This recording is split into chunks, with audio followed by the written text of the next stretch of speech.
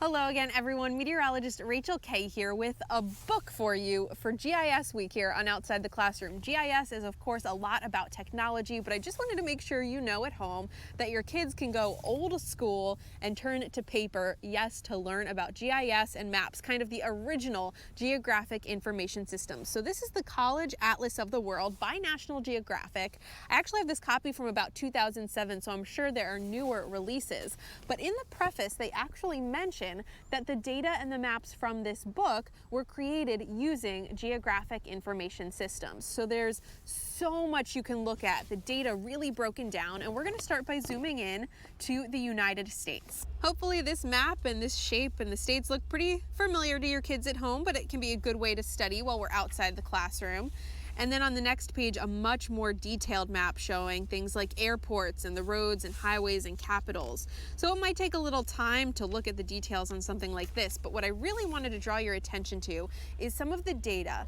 Again, this is what GIS is great for, looking at data. And so we've got kind of some interesting breakdowns here. This first map here shows climate zones. If we look at the DC and actually most of the southeastern part of the US, we fall into a humid, temperate climate. And I've talked about these climate zones, the Köppen classification system, on Outside the Classroom before.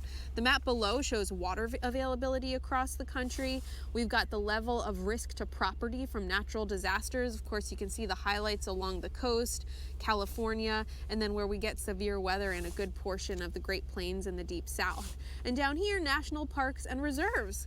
Can be kind of cool to see where those are highlighted, of course, a lot in the western part of the country and in Alaska. There's also a lot of cultural human data that can be portrayed in a map. So here we've got the most prevalent religious groups by county across the state. So the two most common you're seeing in the kind of peach color here is Baptist, and in the gray we've got Roman Catholic.